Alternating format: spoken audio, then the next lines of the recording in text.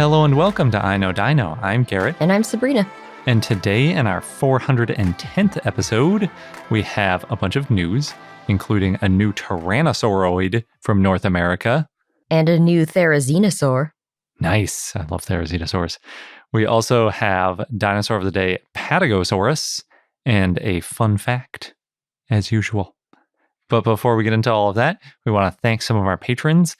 There are a couple new patrons I probably should be thanking, but I didn't give them enough time to correct my shout-out guess. So we're going to be thanking 10 previously named patrons. So this week we want to thank Kentrosaurus, Brosus Girl, the Gray Allosaurus, Wyatt, Ermel, Robert, Alone Dingo, Arlosaurus, Jackson Crawford, and Brett Douglas. Awesome. Thank you so much for being supporters of this show, and thank you to all of our patrons. So jumping into the news, I'm going to kick it off with our new Tyrannosaur because, as we all know, Tyrannosaurs always go first. I guess. I should say Tyrannosauroid because I feel like Tyrannosaur is more of a shorthand for Tyrannosaurid. Things like Tyrannosaurus, Rex, and those other really big, mostly North American creatures. But this one's a tyrannosauroid? Yes, still North American, but much smaller than Tyrannosaurus Rex, for example. This new Tyrannosauroid was published in the Journal of Paleontology, which is open access. Nice. And written by L.J. Krummenacher and others. And it's all about a new Tyrannosauroid femur that was discovered in eastern Idaho in the U.S., specifically in eastern Bonneville County, Idaho. If you're familiar with Idaho counties, maybe that tells you where it is. The new discovery is a Tyrannosauroid, like I was saying, not Tyrannosaurus Rex. Probably obvious if you knew the formation because it's from the mid-Cretaceous, so it's way before T-Rex had evolved. It's actually probably more exciting than a T-Rex find because we have tons of T-Rex specimens, like 30 to 50, depending on which sources you're using. But we have almost none from the mid-Cretaceous. So even just a single femur from the mid-Cretaceous is pretty exciting. This one was found in the Weian Formation, and that makes it Albian to Cenomanian in age. Officially, that's the boundary between the early and late Cretaceous, but most people call that period the mid-Cretaceous I'm seeing these days. People are starting to talk about the middle Cretaceous. I wonder if in a few years there will be a new mid-Cretaceous time period, because for some reason, the Jurassic and the Triassic have a middle, but the Cretaceous just has the early and late. I don't know. I didn't realize that. Yeah, it's weird. We don't have many Tyrannosauroids from that time. In fact, until a few years ago, we basically had zero, especially in North America. In 2019, Zano and others described Moros intrepidus. I remember that one. It was a pretty significant one. The title of that paper was, quote, Diminutive Fleet-Footed Tyrannosauroid Narrows the 70 Million Year Gap in the North American Fossil Record, end quote. Which sounds super important, 70 million year gap. Also, it's interesting that it's diminutive Tyrannosauroid. So yeah, Moros was a really cool discovery. It's presumed to be one of the earliest Tyrannosauroids in North America after arriving from Asia. That's why the species name Intrepidus is there, because it was like an intrepid young thing coming out into North America. An explorer. Yeah, exactly. Based on the partial leg and foot of Moros, which is pretty much the only thing they found aside from some teeth, they estimated Moros was about 78 kilograms or about 172 pounds. Which, when you think of a tyrannosauroid, you usually think larger. Yeah, definitely. So this one was quite small. It was still not done growing, but likely probably near its adult size because they think it was about 7 years old. And even though Tyrannosaurus went through this huge, crazy growth spurt in its early teenaged years, the other early tyrannosaurs we don't think did that so much. At the time, Moros was about 15 million years older than any other known North American tyrannosauroid. So it's kind of surprising because before that we were thinking, okay, tyrannosaurs evolved in Asia and then they must have come over much later, right? And then we got T-Rex and Gorgosaurus and Daspletosaurus, some of these later Cretaceous tyrannosaurs, but then we found Moros and I was like, what? What is this guy doing here? So that was pretty cool. And we talked more about Moros in episodes 223 and 394. But maybe the most important detail is that it was found a couple hundred miles south of the new tyrannosauroid because it was down in Utah. There was also another tyrannosaur named in 2019, Suskityrannus, which was even farther away both in time and distance. It was found in New Mexico, and it was about 10 million years younger than the new tyrannosaur.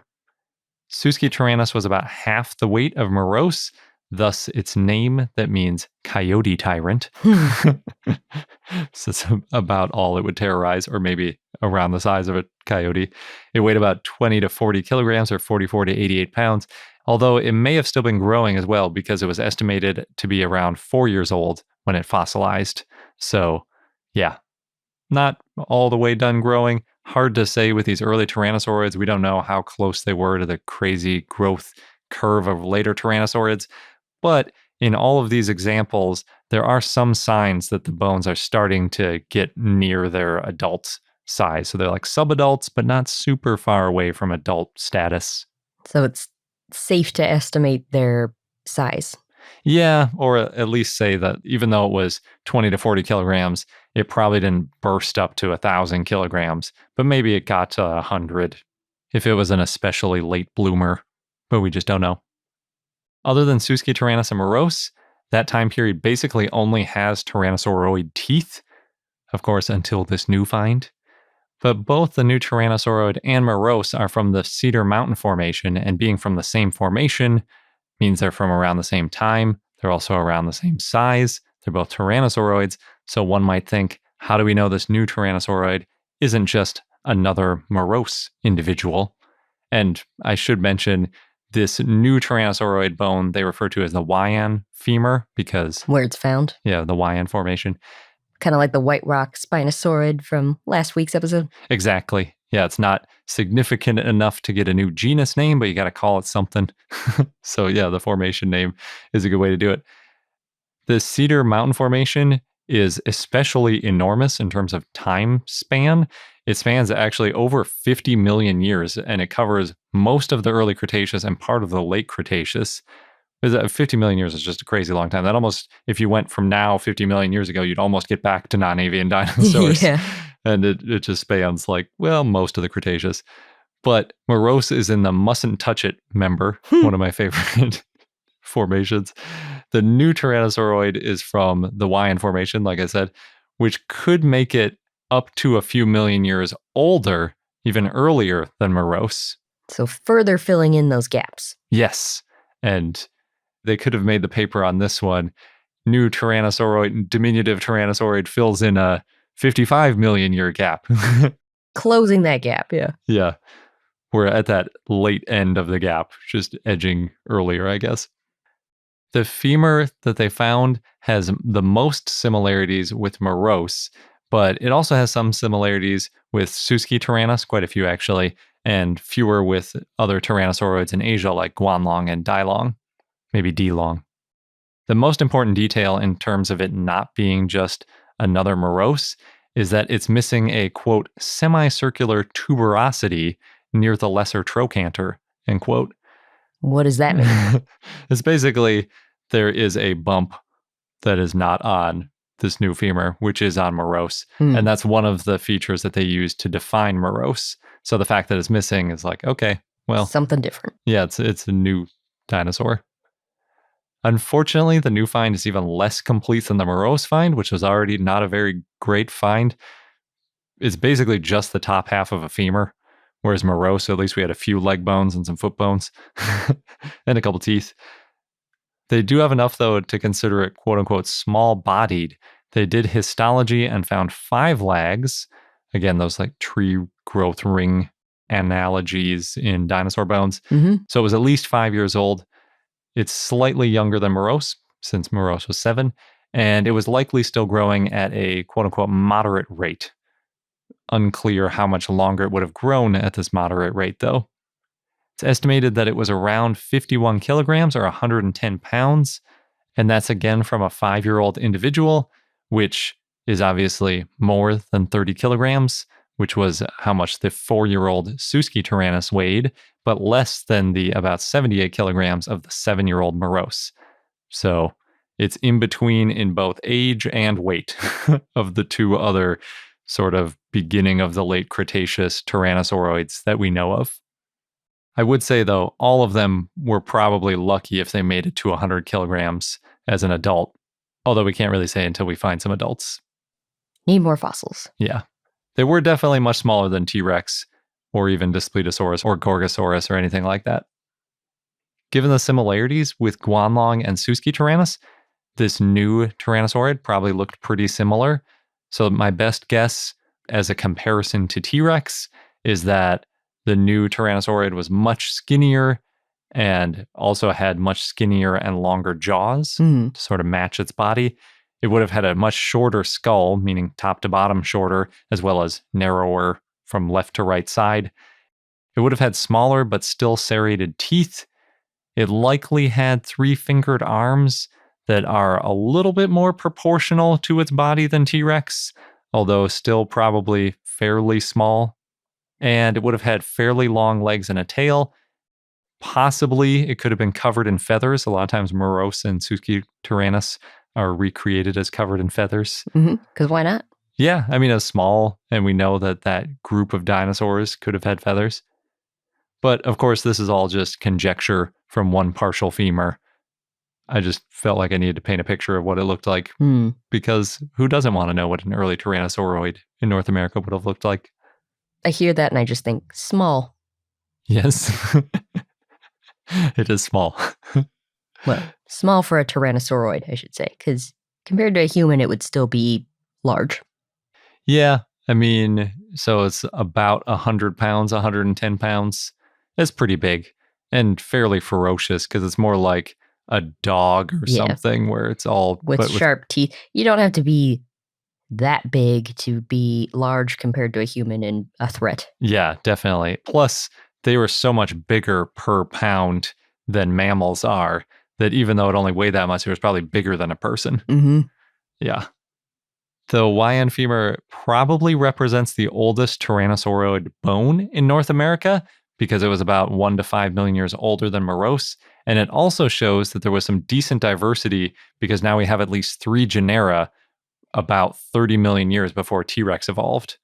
There was a lot of experimenting happening to get to T-Rex. Yeah. The area the Hawaiian femur was found in has been the site of decent dinosaur remains before. For dinosaurs, we've got ankylosaurs, iguanodontians, and Oryctodromeus finds. Actually, Oryctodromeus is like the main thing you find there. That's the burrowing one. Pretty cool. Yeah. There are also some decent non-dinosaur finds there, including mammals, crocodiliforms, turtles, and fish. I feel like you doing your dinosaur of the day. I feel like those Painting are always... that picture. Yeah, it seems like it's always mammals, crocodiliforms, turtles, and fish. Sometimes there's reptiles. Pterosaurs. Yeah, pterosaurs. Unfortunately, most of the fossils there are broken and or worn, probably because they were disposited after taking a bit of a beating in a river. So they're also disarticulated for the most part. So not the greatest place to find dinosaur fossils, but the fact that we found quite a few there before, maybe they'll be able to find more of this Tyrannosauroid and we'll get a name out of it. That would be nice. That would be. Just need more fossils. All right, getting into the new therizinosaur.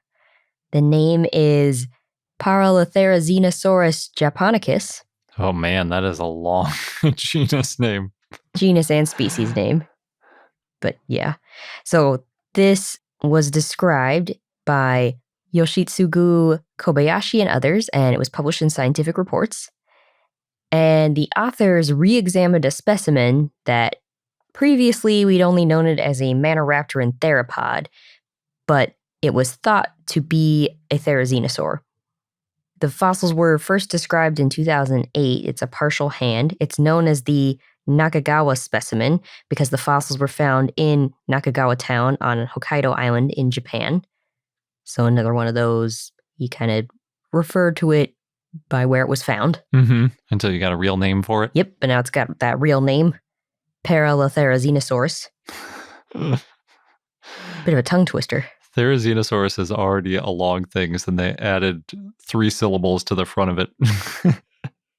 Yes, well, the genus name means by or near the sea reaper reptile, because paralos means by or near the sea in Greek, then Therizo means reap in Greek, and saurus means reptile in Latin. So combining that. And then the species name, Japonicus, you could probably guess, refers to Japan. So it's basically a therizinosaur that they found near the sea? Yes. Hokkaido Island. Now, in 2008, it was too hard to compare these fossils to know for sure that it was a therizinosaur. But now we know about more therizinosaurs, so it got easier. The authors studied the partial vertebra and partial right hand. The paleo art, it's really pretty. It shows it as it's covered in dino fuzz. There's some fun purple and blue colors with some white and orange. It's got a long neck and large claws. It's shown walking on two legs, the bulky body, like we see in therizinosaurs. And based on the skeletal illustration, I would very, very roughly say that it's about 8 feet or 2.5 meters tall and 10 feet or 3 meters long. It's decently sized. Yeah. Although maybe on the small side for a therizinosaur, they were pretty big. Yeah. This one lived in the Upper Cretaceous around 83 to 72 million years ago. It's the youngest therizinosaur from Japan, and only the third therizinosaur ever found in Japan. But the first 2 therizinosaurs that were found, they haven't yet been described. They're from the Lower and Upper Cretaceous, but they're too fragmentary to name. One is a single tooth, and the other one is a partial brain case, teeth, and upper arm, also known as a humerus. Cool. It'd be interesting to see one from the early Cretaceous. Yeah. I don't think we have too many therizinosaurs from back then. Just more therizinosaurs in general. Yeah.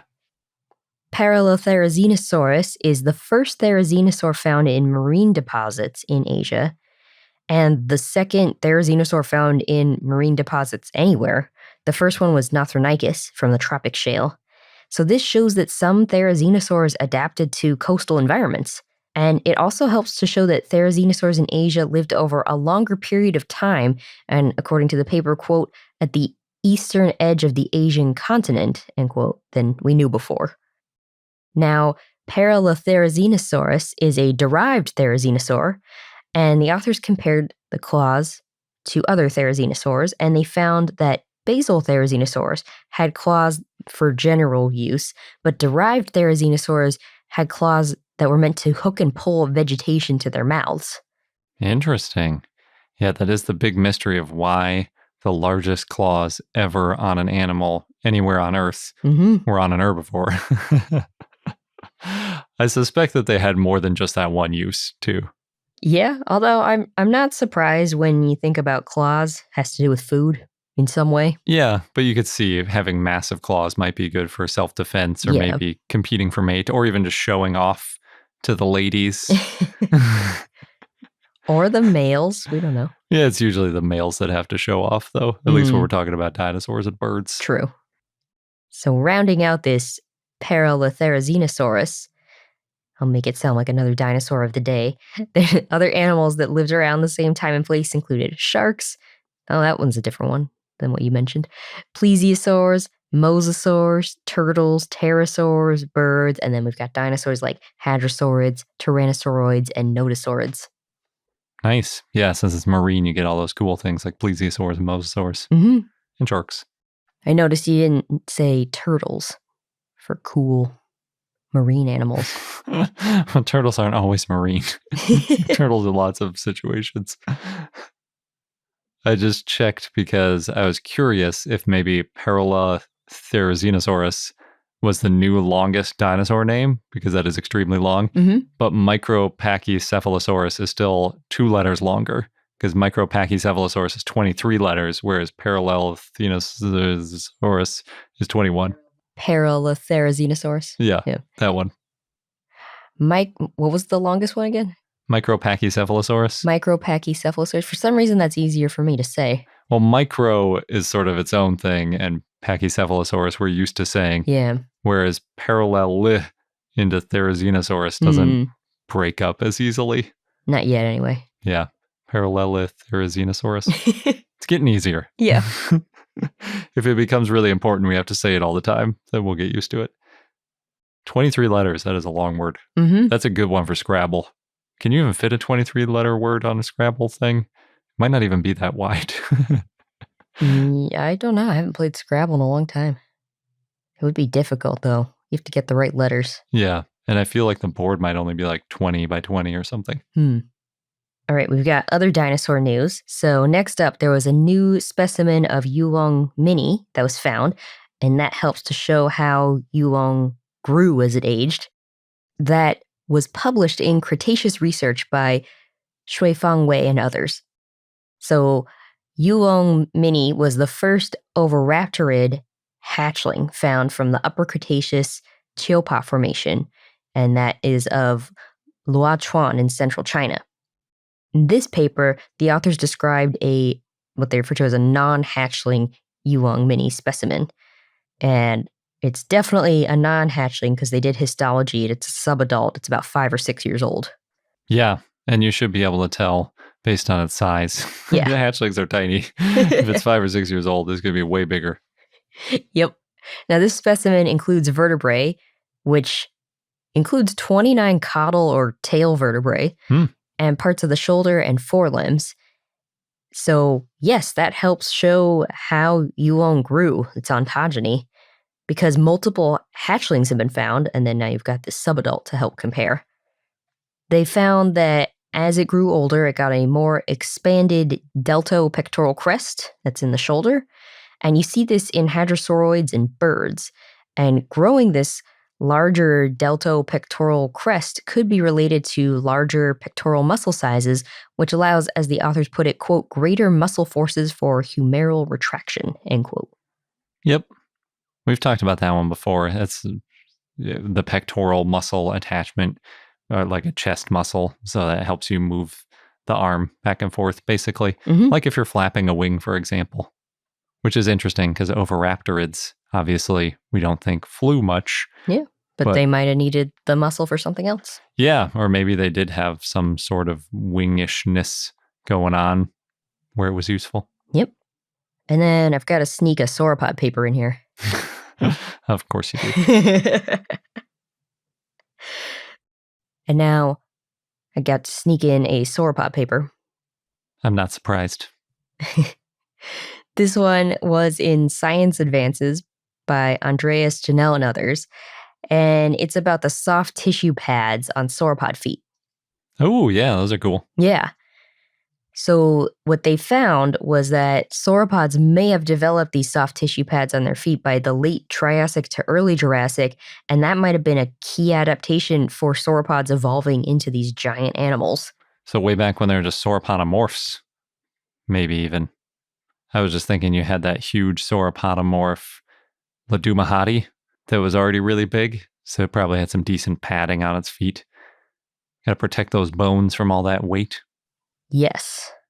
So the authors posed this question, how could sauropods hold up their immense bodies on land? And they're not the first ones to do that because, some of the first hypotheses on sauropods were that they were way too big, so they had to have lived in the water. And then, we figured out that wasn't true, but how could they possibly stand or walk or do anything being so ginormous?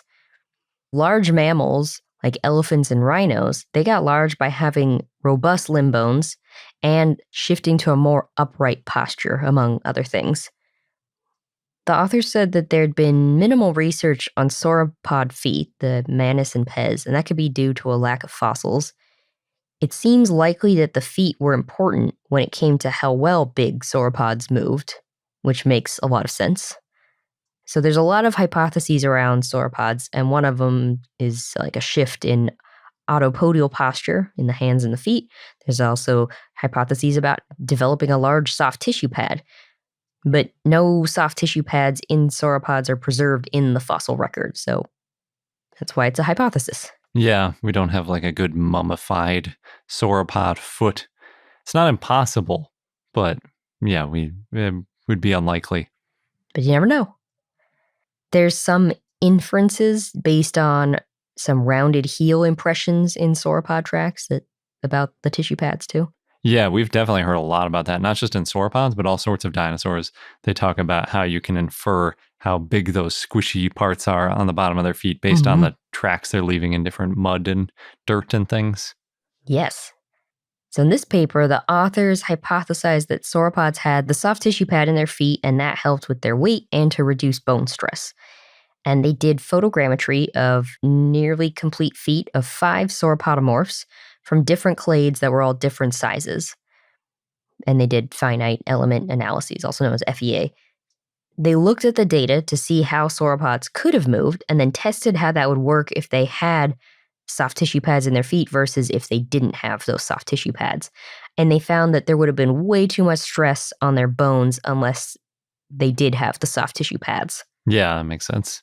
I mean, elephants need them. Mm-hmm. And some of these things weighed almost 10 times as much as an elephant. Yes, although, do you want to point out elephant feet and sauropod feet looked very different? That's true, yeah, because elephants basically walk on their tiptoes. Mm-hmm. So I suppose they definitely need extra help in distributing that stress, whereas a sauropod have all their toes out. Yes.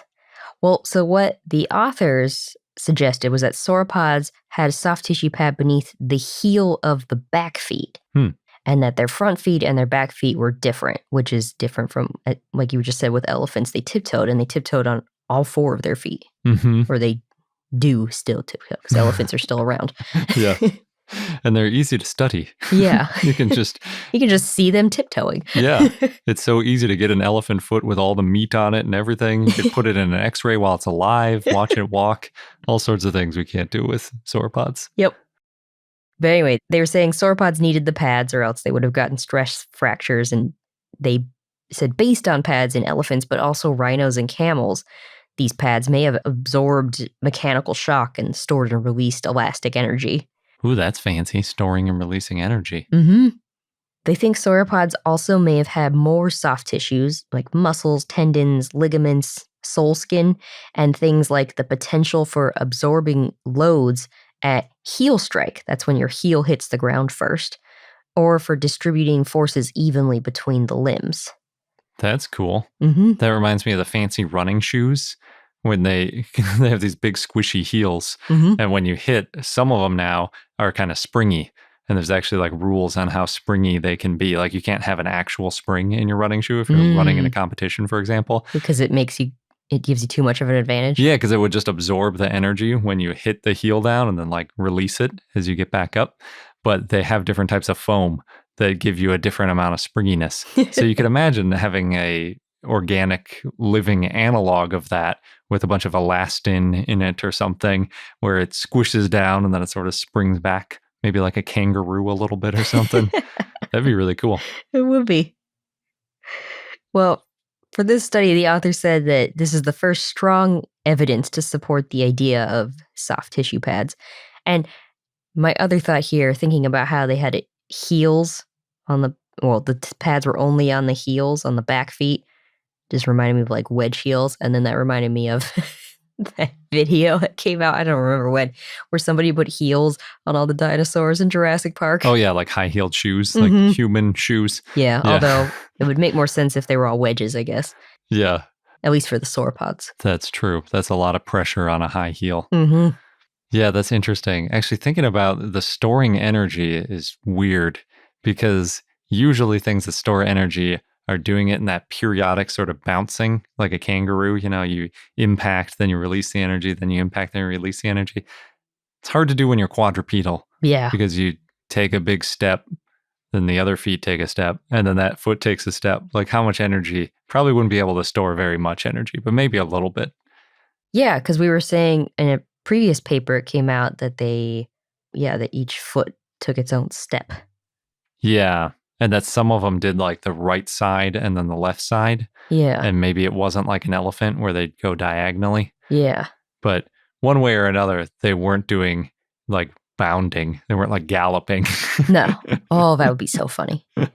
Maybe the little tiny ones. Or I was Before thinking, they got too big. Yeah. And I was thinking you might say too, because the back feet look like that. Mm-hmm. Maybe those little ones that we think might have been bipedal, you know, like just running on their back feet. Oh, yeah. When they're little. Could be useful then, I suppose. Last, we got 2 museum updates. So the Peabody Museum of Natural History may have fossils of a new tyrannosaur species from the east coast of the U.S. Oh, cool. Yeah, there's a Yale undergraduate there, Chase Brownstein, who has been studying the museum's collections.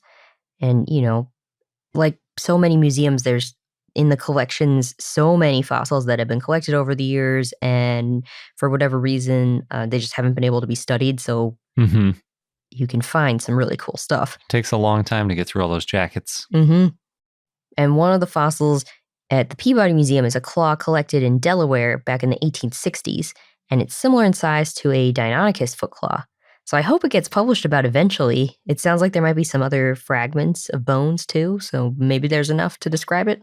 So that's in addition to a tyrannosaur species, there's also a Deinonychus foot claw? No, this is all a tyrannosaur set of bones. It's just similar in size. Oh, I see. Gotcha. So it'd be a smaller tyrannosaur, maybe, unless it's a hand claw, I suppose. I think it's a hand claw. Gotcha. Sometimes those get mixed up, though. Like Megaraptor, where they thought it was a foot claw and it turned out to be a hand claw. They can look surprisingly similar at times.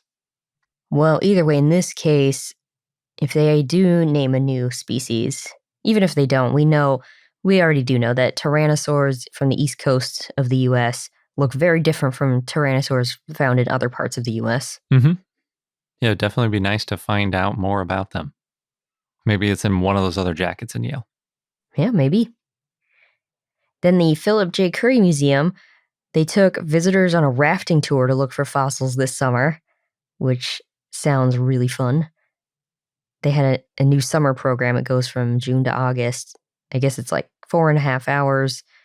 And yeah, you go rafting and look for fossils.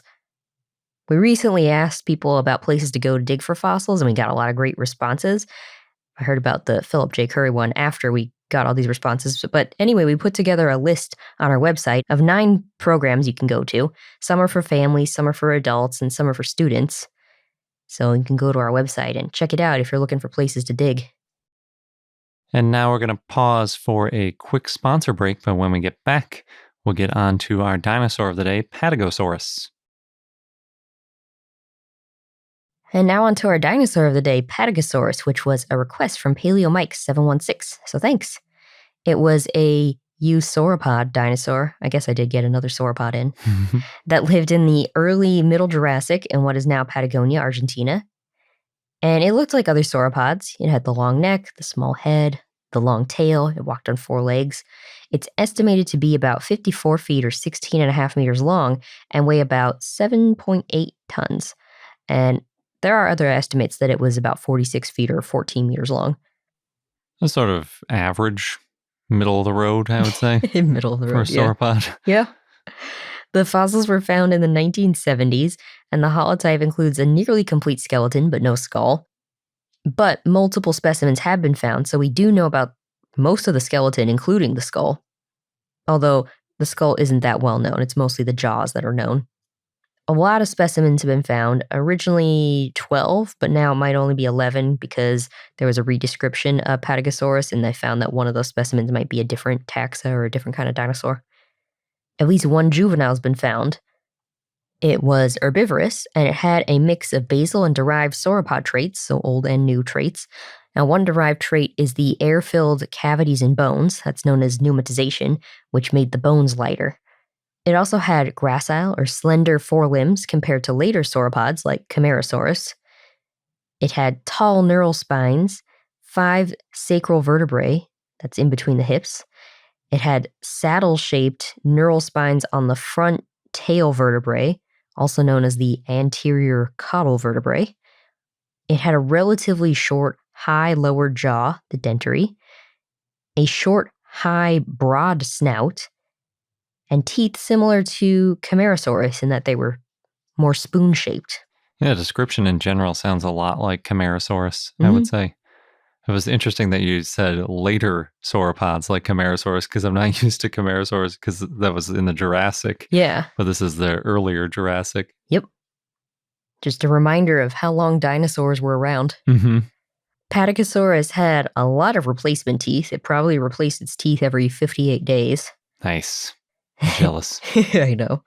Juveniles looked a little different from adults. For example, an adult femora, the leg bone, had different proportions from juveniles. It's also possible that juveniles had fewer teeth than adults. The long neck of Patagosaurus may have helped it avoid some overheating. It was originally described by Jose Bonaparte in 1979, and the type species is Patagosaurus fariaci. The genus name means Patagonia lizard. It refers to it being a reptile found in Patagonia. And the species name is in honor of Ricardo Farias, who owned the farmland where the fossils were found. Patagosaurus lived in a warm, humid climate with lots of conifers and ferns. Other dinosaurs that lived around the same time and place include Piatnitskysaurus, which is a megalosauroid, Condoraptor, another megalosauroid, and Volkeimeria, a eusauropod. And other animals, in addition to dinosaurs that lived around the same time and place, included amphibians, turtles, and mammals. And our fun fact of the day is that according to a study by Wilkinson et al. From 2009, 73% of the rock exposed on Earth is sedimentary rock. Oh, which is what we find fossils in. Yes, but unfortunately, it doesn't all preserve fossils, obviously, because not all sediment is good enough. But the remaining 27% breaks down into 12% metamorphic, 8% volcanic, and 7% plutonic. That's that new word you told me you learned. Yeah, so both plutonic and volcanic form from magma, but plutonic is formed underground rather than after erupting out of a volcano. So if you combine those two, that means that igneous rock makes up slightly more of the rock exposed on Earth than metamorphic rock. So it's 15% for igneous versus 12% for metamorphic. But obviously the 73% for sedimentary is way more. In order for sedimentary rock to contain dinosaur fossils, dinosaurs need to get buried very quickly, and there needs to be the right minerals around and probably water to transport the minerals into the bones. We went into way more detail in this process in episode 398, specifically in the fun fact.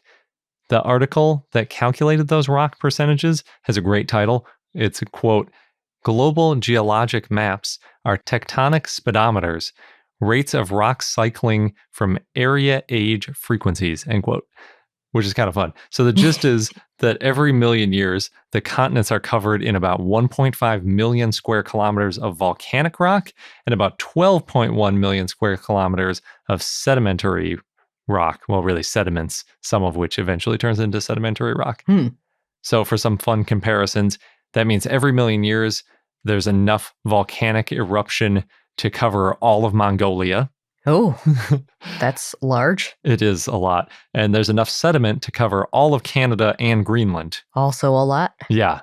If those were the only two processes happening, given Earth's total land area, it would only take about 11 million years to cover all of Earth's land in sediment and volcanic rock. Wow. It's a lot of material coming out of the Earth. Of course, it doesn't spread evenly like that, though, because, some of it's in rivers that happen over and over again, or lakes or whatever, and volcanoes aren't everywhere. But weather and water also erode rocks on the surface, so it's not just adding to the top. And tectonic forces both shove some rocks down into the mantle to be melted, and then it also lifts other rock layers up to the surface. So tectonic forces sort of mix everything up. Some of it gets rid of rock, some of it makes new rock.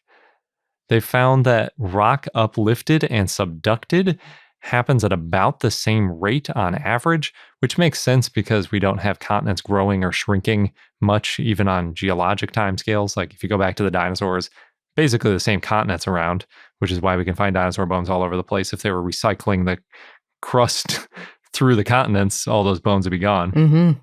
And then they actually found a rate for it. So they found that equivalent, down and up rate is about half a kilometer per million years on average, or in human units, that's half a millimeter a year. So pretty slow. It sounds half a kilometer per million years sounds pretty fast in geologic time when you're thinking about dinosaurs were 66 million years ago. That's 33 kilometers of movement. But in human units of half a millimeter a year, it's like you'd never notice that. Yep. Even in, 100 years, that's like 2 inches. It's not much. But there's a lot of randomness in the data. So there are some areas that take a really long time to go up or down and others that are moving faster. So some areas with dinosaur fossils are still buried under miles of rock. There are others that popped up and eroded away before non-avian dinosaurs even went extinct. But you can look at these geologic maps and kind of see just how fast things are moving, which is pretty cool. That is cool.